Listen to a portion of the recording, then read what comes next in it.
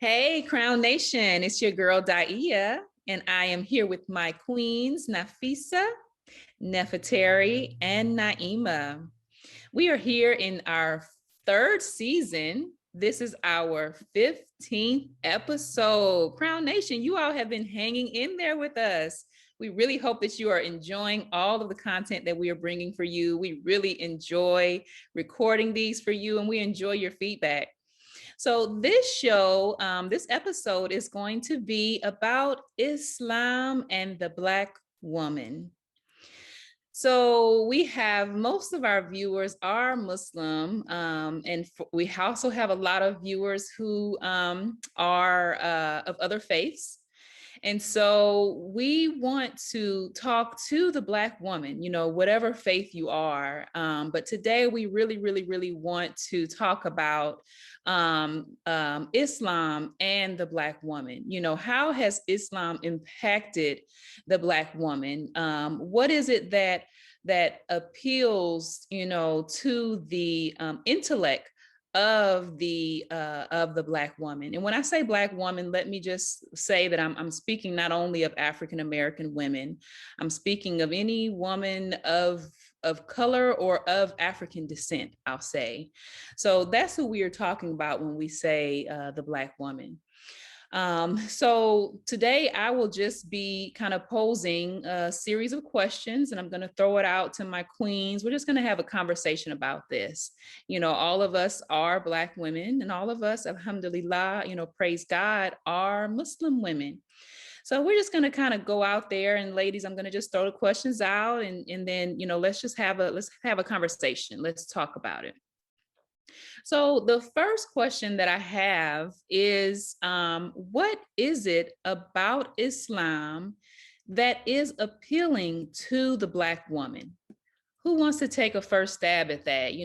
What I'm trying to, I pose this question because I was recently watching a TV series called Underground. I don't know if you all have heard of that, but it is a movie that is filmed in the time period of slavery. But what I really like about this is I like the spiritual references that are being made. The Africans in their plight of slavery, they still understood that there was a higher power. A lot of them still embraced and accepted and had faith in that higher power. And there were also some who rejected, who just said that there is no God, there's no God, who would leave me like this. So it was really, slavery really did a number on our people, and it really separated us from God in a lot of ways. It really, wore us down to the point where we just did not know where we fit in this world. We didn't understand what our position was. We didn't understand what our status was with God. And so that's what kind of prompted me to kind of think about it. Like, what is it, that caused this return, I'll say this return to God, as it relates to the Black woman. And so most of us here most of my queens on here were born Muslim. A few of us actually returned, to Islam. And so we all have interesting perspectives that I'm really hoping that we can share in this conversation. And so one of you ladies, go ahead and give me your response to that question. What is it about Islam that is appealing to the Black woman? Daya, I'll start off with that question. I want to say what's appealing to this Black woman. So, some of you may not know, if you've been watching all three seasons, I was born a Muslim. And then as we got older, we moved to Dallas, and then we left Islam and then began to study at home. And from there, started studying Christianity. And I became a Christian along with my family, of course. And then as I kind of had a life of Christianity with, friends, and took a time period from basically when I was 13 years old, I chose to get baptized on my own. So I got baptized. And then I had basically a strong 4 or 5 years in Christianity. And when I went to college, I started studying Islam again. It was a movement that took place on the campus of the University of North Texas. And it was several people that were actually converting to Islam. And the thing that appealed to me most was Islam just following the natural nature of the human being, right? Not all of this, you got to guesswork, all this guesswork type thing. For me, it was just like, man, I just feel so natural, like I can be myself. And so that was one thing that appealed to me, me being able to be myself, and then me being able to have my own, let's just say that. We know that traditionally in several religions that women didn't have their own, but me being able to be myself. And as I like to tell people, coming up or thinking about it as me being interdependent. And I know oftentimes we hear people talking about, oh, I'm independent Black woman, blah, blah, blah. That's great. But being independent is ideal for if you want to live your purpose by yourself. But being interdependent means that you can stand in your independence, but yet you still rely on others for your livelihood. And so that's one thing that I could definitely appreciate when it comes to Islam. So many other things that I can appreciate, but that was one of the things that was important to me: natural nature and interdependence. Nafis, Naima, as you tell your story about, being Muslim when you were younger with your family, and then the whole transition that you went through, for me, I've been Muslim all my life. And when I say I've been Muslim all my life, in my first year, I know that there was a Christmas tree in the background when I was a baby. But my parents came into Islam through the Nation of Islam. And so that's all I've ever known was Islam. And so being born and raised that way. And I think that when no matter what it is that your family does, as you grow older, you do kind of begin to explore to try to figure out what's right for you, and understand whether things are fit for you, if this is what you truly believe and all of that. And so I remember going through that experience where I've always felt like I've been grounded in my faith. And I've never really had the desire to want to be necessarily anything else. But I can say that when I was younger, I feel like it was a little bit harder for me being a Muslim because we were surrounded around so many non-Muslims. I did go to I was going to say Muhammad schools, but Sister Claire Muhammad schools at a very early age. And so, but I was kind of back and forth between Claire Muhammad and then public school. And so then it was just public school straight throughout the rest. So I pretty much went to public school more in elementary school, except for the earlier years, and then middle school and high school. And so it was a little bit difficult being Muslim because I was different, and so the peer pressure and people, the kids, and, sometimes, they could say some awful things. And so it wasn't until I got older where I really could appreciate more and understand more on what it is that I have with Islam. And so my journey for me being Muslim more so came to me when I went to college, kind of like similar to you. You go into college, you've been introduced to something more.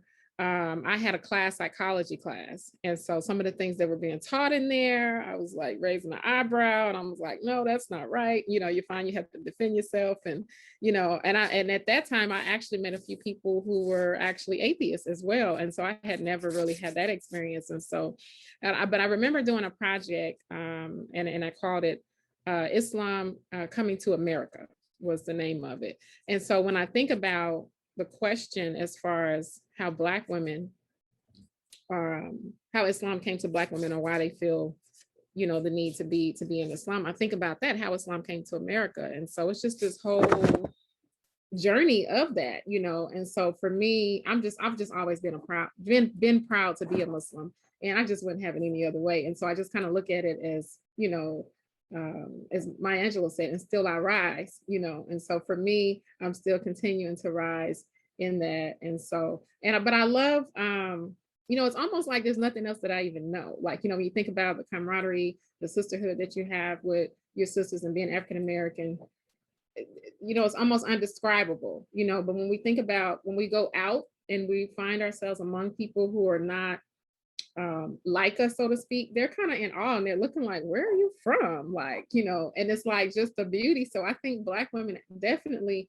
bring a certain resilience to it. We have, just that form of modesty. And, sometimes people can't quite put their finger on what is this, and so I'm really glad to have come into Islam. I'm really glad for my parents to have taken that journey, which was not easy during their time, coming in through the nation and being connected with your family, and in some cases disconnected with some family because of not like really liking your choices. So I appreciate and respect the Nation of Islam as well, and us just being able to develop and get to where we are today. So.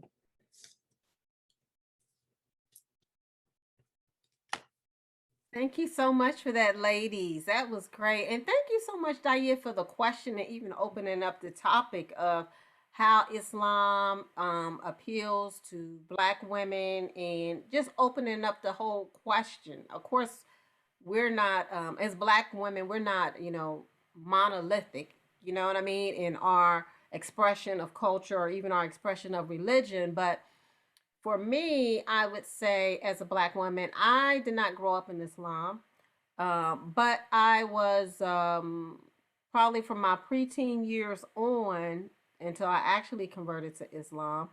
I became very familiar with Islam because after my parents got divorced, my mom's longtime boyfriend, he was a Muslim. And so, and he was a Muslim in the Nation of Islam. So we were very active in the sense of being out in the community, different things that happen in the community.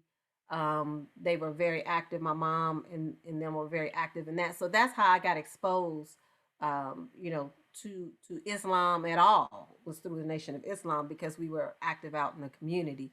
But it was never anything that I necessarily identified in me in terms of being a Muslim. I grew up as a Christian, in the church, going to church on Sundays, going to church with my grandmother, that type of thing. So I grew up, but I was always unsettled as a Christian. I will have to say that. I was always unsettled as a Christian, just because I felt that I can only speak to my personal experience, but some of the tenets and how it was presented to me in the churches that I went to, as if you don't come this way, then everybody else is a sinner, right? Everybody else is going to hell unless you come through this one particular gate, so to speak.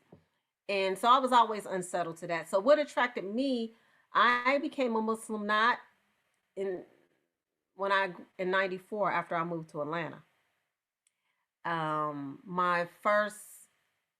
My enlightenment to Islam, Orthodox Islam, came in college, again through what? Me meeting people and me attending a lot of the Muslim functions.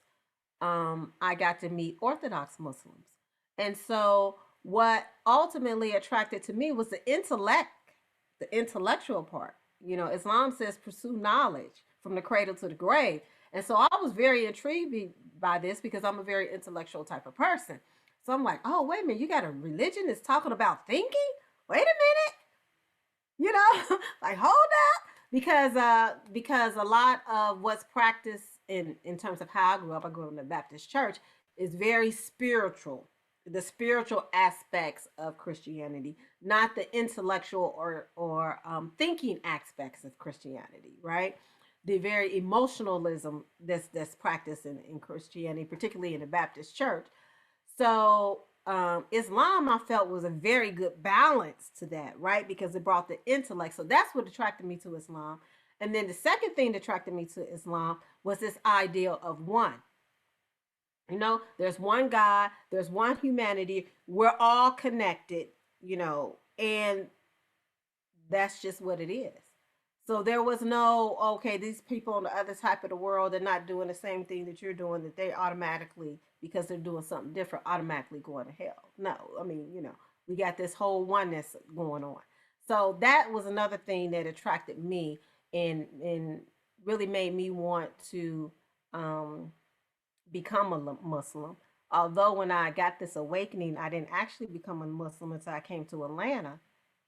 and I saw how the Atlanta Muslim community was very um, progressive in their understanding of the religion, right? And how they practice the religion in terms of the cultural aspects of it, and it had a very unique understanding and under Imam Worthdin Muhammad. I mean, it was a wrap. I had to take my shahada after that. So that's what attracted me and made me appeal to Islam. Thank you, ladies, for those thoughtful question answers and for sharing your experiences. So I think Nafisa mentioned a very, very important aspect, and that's the aspect of the intellect. You know, Islam really, really, it causes you to really think and ask questions. And I think that's what really drew a lot of people, from away from the Christianity, is that they had so many questions that there just were not enough satisfying answers to. And so I think that they were in turn, led to Islam. So, as we talk about education and educating, women especially, this is one of the things that Islam definitely brought to just women in general, and then also to the Black woman. Islam promotes, for us to seek knowledge. It promotes that whether you are male or whether you are female, it doesn't make a distinction. The girls should be, taught just as well as the male should be taught. And so this brings me to my next question is how has Islam elevated the status of women? And then if you all can further, kind of expound on that and talk about how it's also elevated, the status of the Black woman. Who wants to take that question first? I'll go first again. So Islam elevating the status of women, I think we have to kind of look at it in the context of history, historical purpose, in order to really be able to have an overview of what we're going to be talking about. So, historically, we know that women, the, the universe was created through the womb of the woman. And so it starts off with, of course, Adam and Eve, and then from them, countless, men and women. And as the onset of what is now referred to as religion took place, you'll find that various religions had their own idea and concept of women. And some saying that woman is woe to man, and some thinking very misogynistic, meaning like a strong hatred for women. But that didn't come with the onset of Islam. That came before Islam. So it's important for people to make note that when they're thinking and understanding Islam, that, oh, it's not, oh, Muslims are the only one hate. No, this was something that was prevalent, period.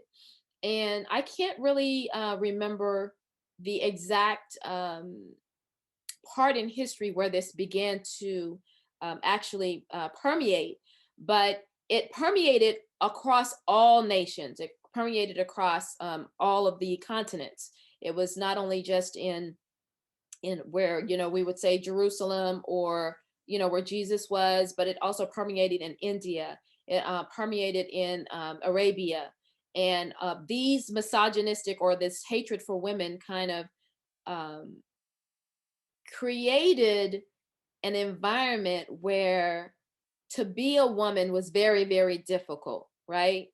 And to grow up being a woman was difficult, and to be to be born a child, a woman, or a girl as a child, and you were buried alive, that was something that was not very, very healthy. So in respect to how did we come out of that state? So in Islam, the prophet, peace be upon him, began to kind of weave into society the importance of women, the importance of them being educated. If you educate two daughters or two women, then you will be guaranteed the paradise, or you will be guaranteed heaven.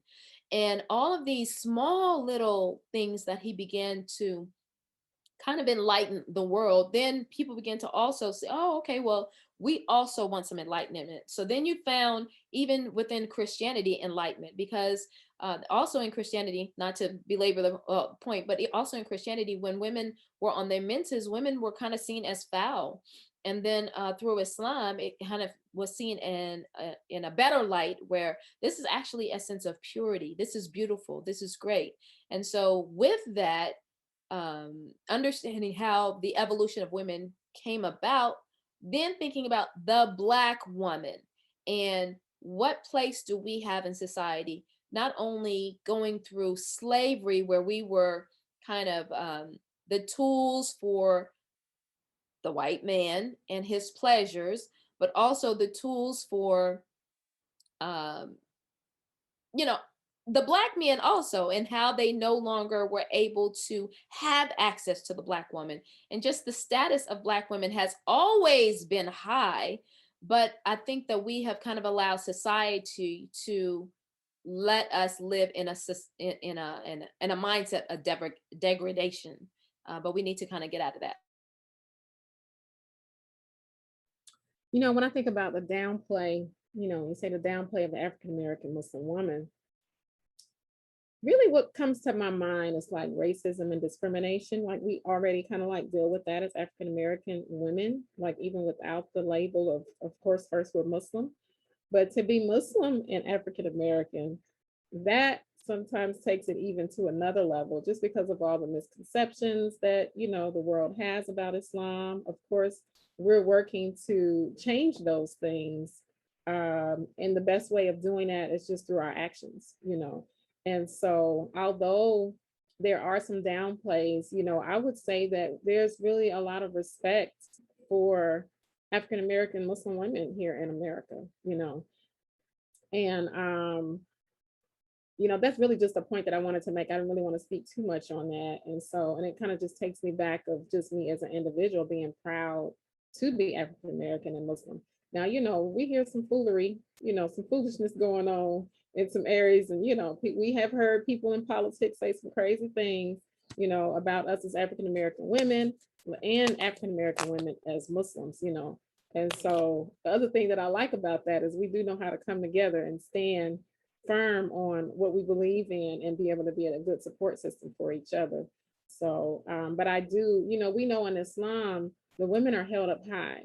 We know that there's a stereotype out there that says something other than that, like walking behind a man and not having the rights of doing such and such and, whatever it is. But that is not true. Like, our men hold us up in high regard. Islam is very respectful for the Muslim woman. And so we just want to try to work on making sure that, the rest of the world knows that and gets that. So, but I would say, racism and discrimination, because we already deal with that definitely has an impact. When you think about African American, or even just a Black Muslim woman, like you said, it's not just about African American women, but the Black women all over the world deal with things that maybe certain other nationalities who are Muslim may not necessarily deal with. Because even sometimes from Muslim to Muslim, we can be discriminating toward each other, so it's not even just a Muslim versus non-Muslim situation. Right. I would say the only thing I want to add to that is you ladies did a fantastic job of explaining that, is that I think being Muslim, being a Black Muslim woman in the world, whether you're talking about African American or just in a larger diaspora, that one of the things I think that might keep particularly African American Black women from coming to Islam is because we're not, because you mentioned the fact that we're already discriminated against because we're Black. Then we're discriminated against because we're Muslim. And now I'm about to go into a religion, or even look at a religion that it's a lot of propaganda put out that says that it mistreats women or oppresses women. So as a Black woman, I'm like, I'm not about to add another layer of oppression to this other layer that I don't have no control over, right? So I think that kind of, a lot of the propaganda out in the larger media of how they treat women, and women can't drive in certain places and women have to do that. People don't realize that a lot of that is cultural. That's Mhm. not Islam, right? So in all these places, you have, I mean, it's the same thing when you think about Christianity, the religion, right? There's been atrocities, I mean, slavery in the name of religion. You know what I'm saying? I mean, a lot of Ku Klux Klan members, they do stuff in the name of religion, and Christianity in particular, right? The Crusades in the name of religion. So we have to, as someone who was, Christian or whatever, people of other faiths, you have to give that same deference to Islam and saying, okay, is this really Islam, or is this the cultural aspect of in a country that is predominantly Muslim? You know what I mean? Because a lot of the stuff regarding women's rights and the oppression of women, that's not Islam. Okay, that's not Islam, especially when you think about stuff that when it comes to property, a lot of rights we had in Islam that they didn't necessarily have even in America or even in Great Britain. In those countries historically, the property belonged to the man, point blank with a period on it. But in Islam, going back thousands of years, women were always allowed to keep their own property. And that's just one example. Islam, women are given equal rights in the Quran. So I just want to just tell people out there and remind those who are Muslim, who maybe have not been as educated in Islam, even though you are Muslim, and those who are not Muslim, that there is to make a distinction between the cultural aspect and the actual religious aspect of Islam. That would be my take. Yes, yes, you ladies are really going in. I'm really loving this conversation.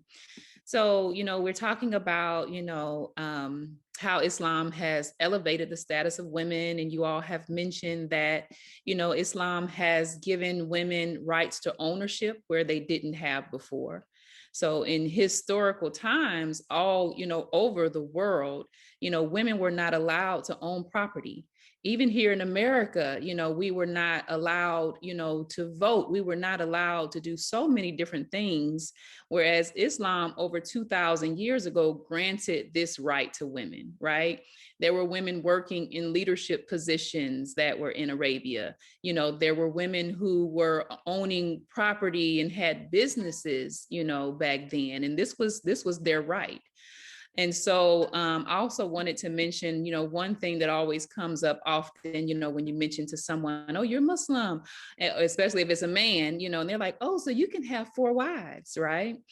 So I just wanted to just remind us and just say that, Islam did not bring polygyny, right? It did not introduce polygyny into, the world. It actually limited. So, when polygyny was practiced, they had 7 and 8 wives, right? You see, those men with the concubines and they have like 12 women around them. Yeah, So they had hundreds of wives. they had several, right? It was just, you see, you like it, it's yours. So what Islam did is it came and it said, you have a limit. You're limited to 4 women, and then Allah further goes on to say, but one, if you know what's best for you, right? So he's saying, hey, cut it, we're capping it at 4, all right, but one is better for you, if you know what's best. So these are some of the ways that, Islam has elevated women. And then we went on also to talk about, how Black women, are, I guess the word downplay, how does the community sometimes downplay the Black woman or women in a lot of ways. And I think I can see this example a lot when we have a lot of our, lectures or a lot of our conferences. We see, a large, representation, number one, mostly of men. And then now we're starting to see more women that are being sprinkled onto the platform, but a lot of them are I'll say immigrant Muslim women. And I'll say to no fault of anyone, sisters, I'll just have to say to no fault of anyone but our own, because we definitely need to increase in our seeking of knowledge. We need to educate ourselves. We really, really, really need to, what do we say, Naima, revive the traditions of female scholarship in Islam. This is something that, the women, were top scholars, when the Prophet was alive, sallallahu alaihi wasallam. They were sitting right there when he would come with a revelation. They were soaking it in. They were taking it down. They were writing it down. They were practicing it. They were memorizing it. So we have to also learn to hit the books so that we can, have a greater representation, in this religious context, I'll say.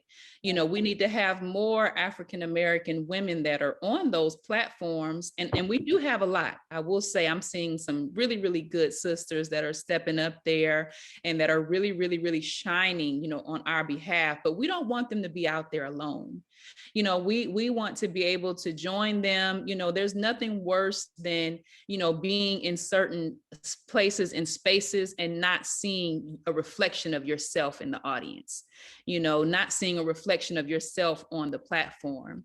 So that's something that, I'm hoping that we can really start to do, open up the halakha circles, let's start to learn more, let's teach more, learn and teach. You don't have to be perfect to teach. Human beings are in no way are we perfect.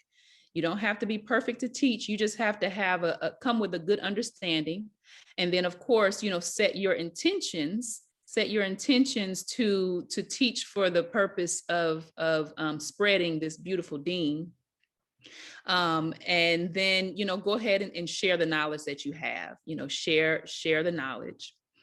So did anyone else want to talk about either of those two questions, or can I go on to the next question? Well, I wanted to talk about the downplaying of Black women or Black Muslim women in particular. Specific. This is really a topic that we really don't talk about, and it kind of gets swept under the rug. But we must be our own griot. We have to tell our own story. So, I think you all know, you all are my friends. It burns me up when I see articles that say, oh, the first Muslim woman to, have a fashion line, or the first Muslim woman to ever be a judge in hijab, or the first one that you know about, right? But we have to tell our story, because people will only tell the story of the one that is basically echoing their story, right? So it's easier for people that are not of our color, right? Black women, really, to tell their story, because they're a little bit more, they have more access to media. And when I say that, I'm not saying that we don't have power in media. I'm saying that when they seek out these stories, they're looking still for lighter skinned people. They're still looking for the whiter version of what this story can be told. And we need to we need to really be able to galvanize together as a community and show the browner side of that story. And this goes all the way back to us just having been courageous in the 20s, 30s, 40s as a Muslim community, whether it was through the Nation of Islam or whatever. The Nation of Islam came to bring light to Islam here in America. And we cannot deny that fact. And whenever we want to sweep it on the rug that, oh, that's not the real Islam, but let it be known that the Nation of Islam derived from a Muslim that did know about Islam, that chose to give it to a Black man who then could circulate it and use it in an environment where they were seen as less than. So what a great beauty for a community to be able to not only learn a portion of Islam, we got to give credit to that, a portion of Islam, but then uplift their status as a Black community to do better for themselves, to eat better, to work better, to love better, to be more communal. I mean, it was a beautiful experience. And so we cannot we have to shine light on the Nation of Islam, because Islam in America would not be Islam in America without the Nation of Islam, and that includes Orthodox Muslims. And so downplaying that, starting with the nation, is also with the Black women. We cannot downplay the role that Black women have played, being able to wear our scarf first in America and not being afraid and not feeling like we don't even have any angst, right? We can unapologetically be Black Muslim women without having to bat our eyes, and we have to hold the mantle up for that. Woo! Drop Say that. on that one. Ooh, I'm gonna put a period on that one, girl. You say that. I mean, you got us fired up over here. I got the chills and everything. And look, I'm trying to got chills and everything. I'm like, ooh, I don't know. She could have said it any better. I don't know. I mean, that's just what it is. Because really, when and where I enter, all my Black Muslim women sisters enter with me. You understand what I'm saying? Every space I walk into, when and where I enter, I'm representing. That's right. That's what I'm doing. I'm representing, and I'm conscious of that. And I think we have to tell, you were hitting the nail right on the head, Naima, when you said we have to tell our own stories. And it's not always about somebody being malicious, right? Or them having poor intent. A lot of times it's just about us making sure that we tell our story. Because if you don't tell it, people don't know to look for you. People don't know to look for you, right? So we have to take on a responsibility ourselves as well to tell our stories and toot our own horn into the larger community, because a lot of times we just like to keep to ourselves. But when and where I enter, I can say that. Yes. When Nafisa, you talking about telling our story, you know, what that makes me think about, you know, when Naima mentioned the media and all of that, you know, you can think of like Jet Magazine, Essence, BET. So it's not even just with us as African Americans, but African Americans in general. Why, you know, we have to develop platforms for us to be able to shine. And so not being able to have that limelight sometimes, like we're deserving as African-American Muslims, you know, like Naima mentioned, even as fashion designers, sometimes you'll hear, you know, the first Muslim designer this, and, you know, you look at them and it's like, they're not African-American, they're not, you know, or they're technically, I guess they could be American from wherever they came from, but a lot of times they're foreign, maybe a foreign Muslim, which, you know, they're doing a good job. But when you think about how we've been here doing our thing, and like you said, we've kind of paved the way and laid the foundation to make things easier. And I could say even from, you know, I would say even like as a designer myself, thinking about how I started, and initially just wanting to provide modest fashions for us, because when you went to the stores, you didn't really see a lot of things for us. And this was back in early as 2000, 2001, 2002.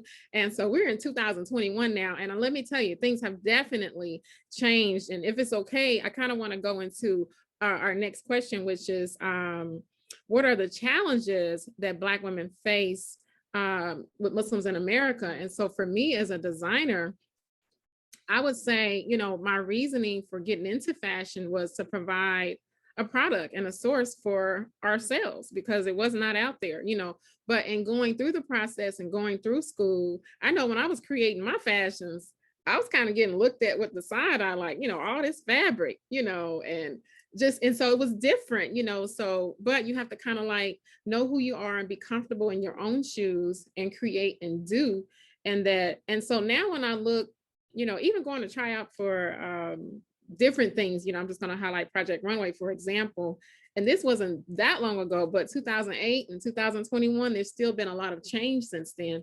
They wasn't ready. And so it's just like, you know, we're not looking for the specific thing. But now when we look, you know, alhamdulillah, we look at Project Runway, and we've had a couple of Muslims that we actually know that were on there. And so, but still we rise, like I'm saying. And right. And so we not enough. Okay. Right, exactly. Like, you know, and the thing about it too is I should have went back, but I kind of got the attitude, you know, I'm gonna create my own Project Runway, but it'll be a different name, of course, you know. And so, and I know that is also out there when you talk about creating platforms for our Muslim women.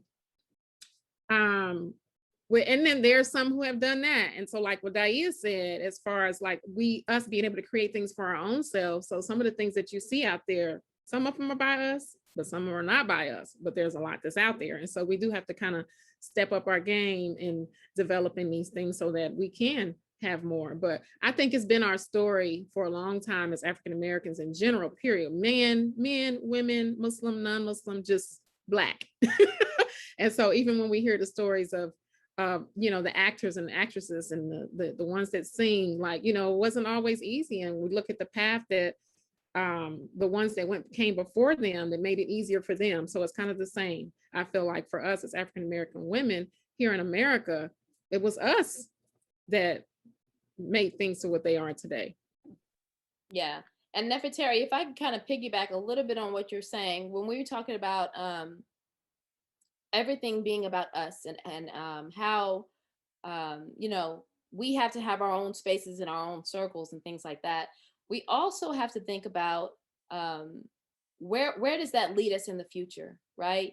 And just even us as a group, us four beautiful women here, this is a we knew that this was necessary. This is what Rock the Crown is about, telling our own story for friends, Black women, all a different shade of color.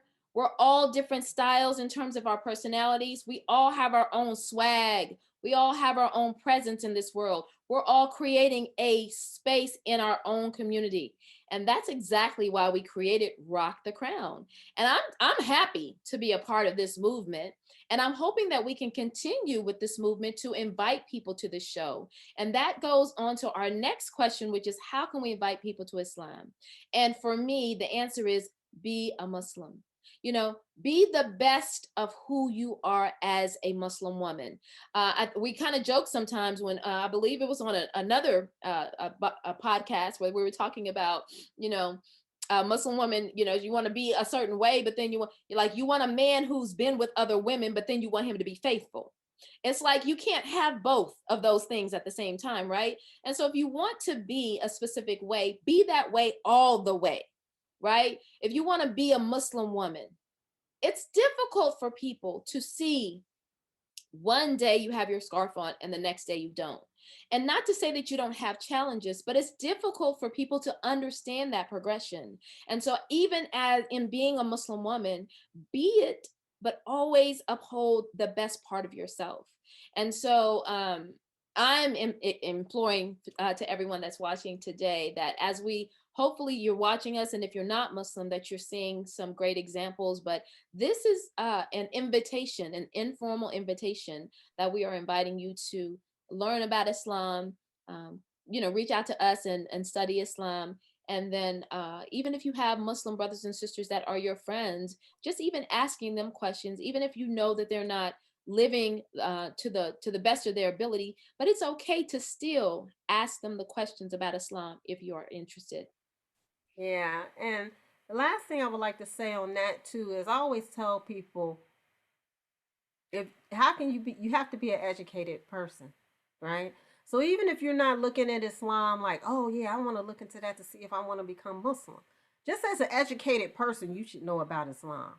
I mean, you got the top 3 largest religions in America, as well as one of the fastest growing religions in the world. You should know about it whether you decide to convert and become a Muslim or not. You know what I mean? You should just be educated about it as an educated person. So that's what I always tell people: be educated. And if it touches your soul, come this way. But at least be educated so you can be informed. Yes. So this last question was that Naima just posed was really near and dear to my heart. And it stemmed from me doing a little bit of research online, and I wanted to know what percentage of African Americans are Muslim. And I want to ask you ladies that. Can you all try to give me a guess of what you think that percentage is? What percentage of African Americans are Muslim? Is this study by, who's the study Can by? you I just think, give me a guess? Beautiful. okay, I'm sorry, because you know that's 30%. military, I'm gonna right? say 30%. Okay, 30% for Nevertari. Naima, you want to throw a guess out there? I'll say 55%. Okay. Okay. Okay, let me. Can I ask for clarification? When you ask the Right. question, are you talking about in the world, or are you talking about the United States? African Americans. Okay. Us. Okay. Yeah. Us. So that you and what's the question? What percentage of African American African Muslims? Americans. No. Yeah. Okay. So yeah. Hmm. That's only gonna be like 3%. Yeah. 1% of African Americans are Muslim. Yes. Now, this, you know, of course, anytime you're doing statistics, there's varying, you know, there's a range there, but it is very, very small. Even if we were to say 5%, that means 5 out of every 100 African Americans are Muslim. Why? Okay. This is why I pose this question. How can we invite our brothers and our sisters to this beautiful deen? You know, we claim that this deen is so beautiful and we love it and it's changed our lives. Why aren't we sharing that with our brothers and sisters? Or how can we share that? I don't have to ask why. Let's not think about the past. Let's look towards the future. How can we help to get more of our people to know Allah and to know God and to travel on this beautiful, beautiful path and this journey to Allah? That's my question. So I know we can't come up with, you know, a solution, but maybe we can have another discussion where we can talk about some ways where we can have some sisters over. Let's just have a Black women meets, you know, and then we just really just talk about Islam, you know. And that's one of the reasons that we brought this this episode, was because we did want to highlight, you know, Islam and the Black woman, and hopefully we can bring those two together, because, you know, we as Black women are really, really going through a lot. A lot of us are single mothers. A lot of us are struggling to, you know, compete, you know, and to get the income that we deserve. And a lot of us are just struggling internally, you know, just struggling with battling with the self. And so, you know, I would love for us to try to find ways that we can reach out to sisters. And so, like Naima said, this is an open invitation, you know, to any of our viewers, anyone out there just browsing on YouTube and you came across this video. We are right here, you know, put a message in there, message us. Naima, you know, she canvasses the, you know, our Facebook and our Instagram to see who's messaging us. Message us, ask a question. It doesn't hurt to ask. We are very open, we're very warm, we're very loving, down to earth. You know, we love to hear from you all and to answer any questions that you may have about Islam. So anyone have anything else? If not, I'm going to close out this episode, and I'm going to just say, have a blessed day, Crown Nation. We look forward to seeing you on our next episode as we conclude this season 3. We hope you have enjoyed it. Like us on Facebook, follow us on Instagram, and subscribe right here on YouTube. Thank you. Peace.